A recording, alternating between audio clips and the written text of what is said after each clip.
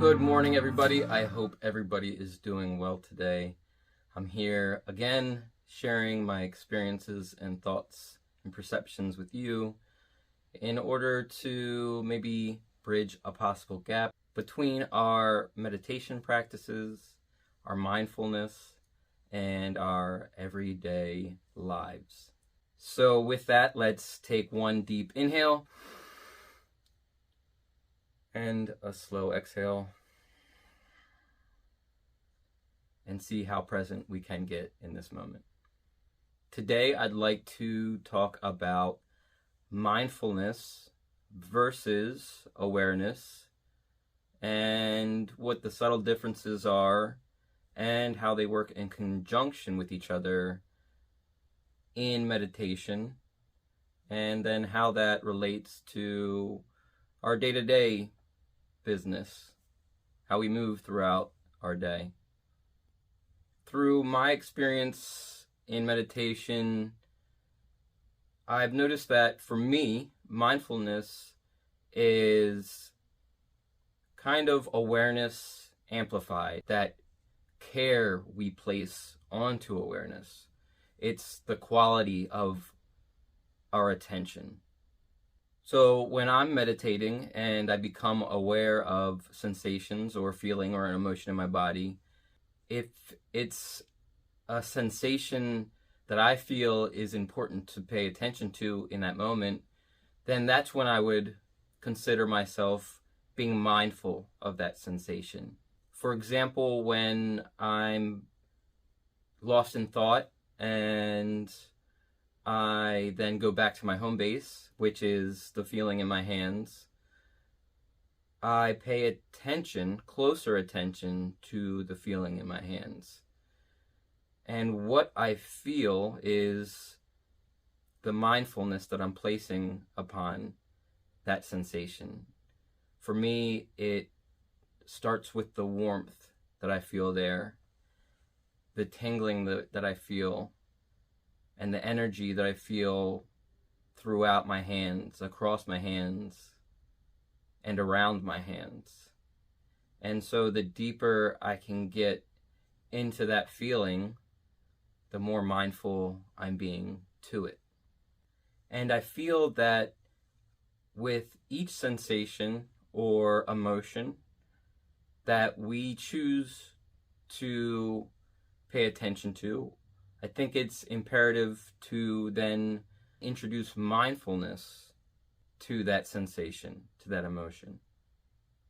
So I just gave you an example of how I use mindfulness in my hands for my home base, but I can also then, and I do also, allow that mindfulness to spread throughout all the sensations that I'm having. So if you expand that and try to become mindful of everything that's happening in that moment, there's certain cues or indicators that I've experienced that may help you link sensations together with emotions and with thought.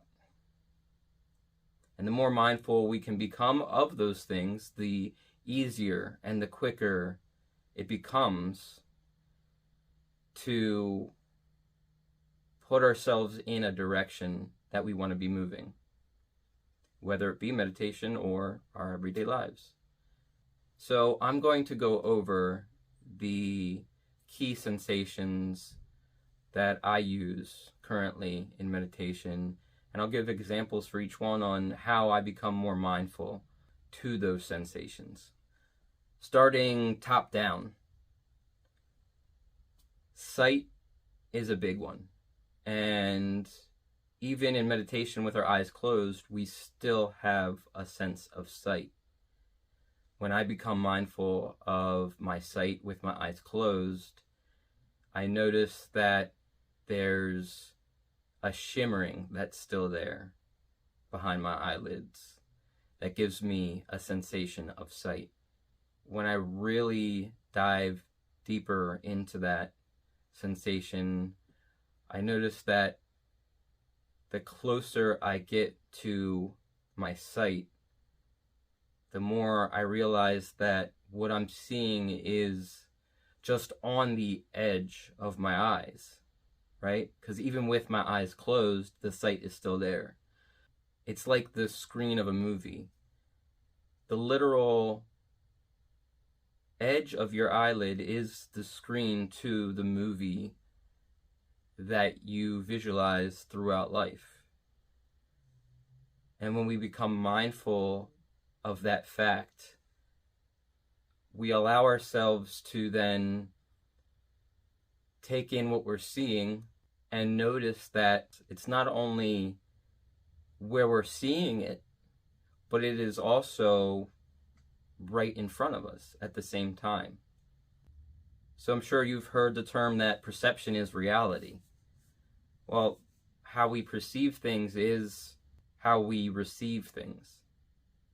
And to be mindful of our sight means that whatever is in front of us that we're seeing is also internal to us. And we are, in fact, part of that scene. So when we're seeing things and we're judging things as they are, those objects are also judging us as we are. So with that realization then, we can actually let go of that judgment. Because when you think about how we interact with objects and people, and those in turn interact with us, you can see that to judge and to be judged is all just a perception of how we're interacting with it. And to let go of that judgment is going to give us a better quality of interaction with each other, with what we're doing, with the object we're interacting with. Okay, moving on down. Hearing. Hearing is a pivotal sensation in my meditation. When I really started to focus on hearing, I really started to realize how nothing needs to be done in meditation. You can't control sound, but you can pay close attention to it and notice how it comes and goes, how it changes. And you can relate that to the thoughts in your head, how they just come and go, seemingly out of nowhere, and how they can change and evolve.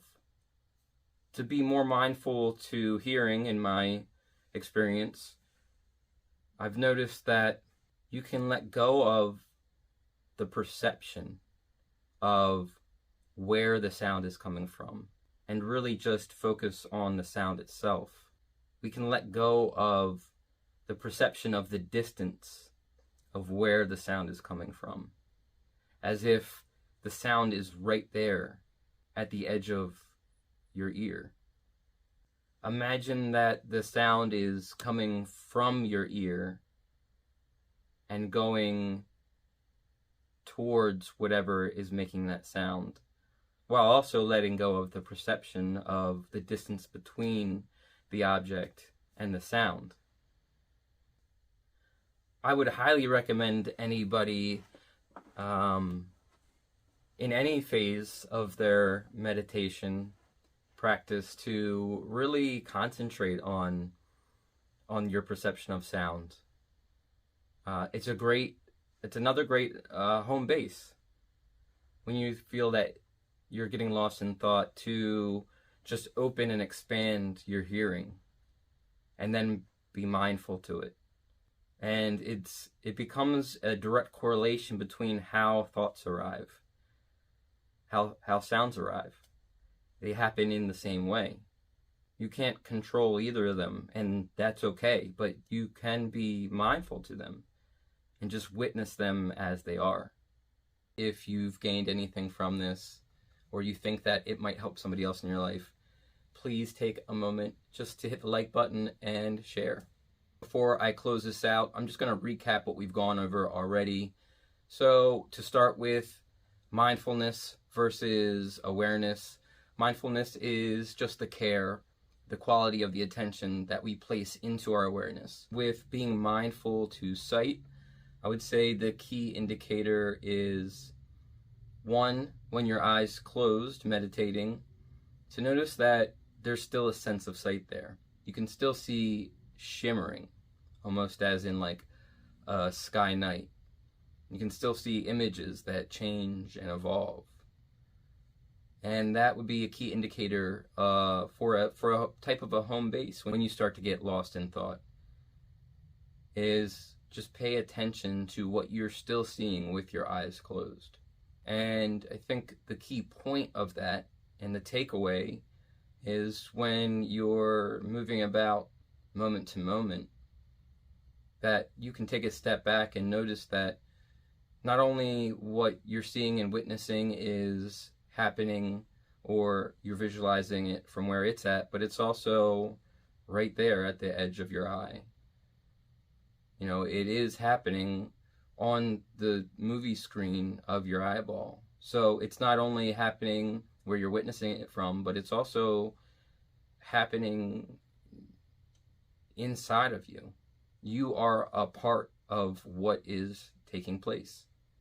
And with being mindful to hearing, I think the key indicators are kind of similar. You know, try to experience the sound as if it's coming from the edge of your ear and then traveling out towards whatever's making the sound.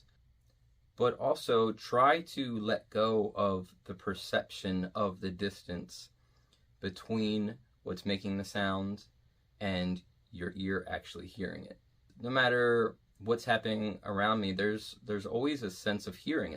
If you pay attention, there's always kind of a buzzing or a ringing sound. Now, it might be tinnitus and you might want to get that checked out. However, it's still always there. It's still something that you can always come back to ground yourself in your meditation. And one of the key takeaways is it's all kind of the same. It's all very similar. You know, letting go of the perception of distance and of space allows us to connect more deeply and closer to everything around us, so that we become an integral part and we're more mindful and more grateful and just interact in a better way with everything around us and with the people that we're close to. Our experience and their experience is two different things, but also at the same time, we all experience the same things throughout life. And to acknowledge that is to not only treat yourself better, but to just move about life in a better way, in a more meaningful way. The whole purpose behind this project for me is just to try to make a connection and see if something I say through my experiences resonates with one, if not many people out there, so that maybe in turn we can overcome a barrier that we're having in meditation or mindfulness or our everyday lives. And to do that would fulfill me. And hopefully in turn, maybe the people that I reach can then in turn reach other people. And if it comes all the way back around, that would be incredible. All right, guys, I'm going to end this one here for now. And I'm going to continue this on with a part 2 and go through the other sensations that I become more mindful to and have become more mindful to throughout my meditation practices. But thank you so much for watching this one, and stay tuned for the next one. It should be coming out shortly. See you.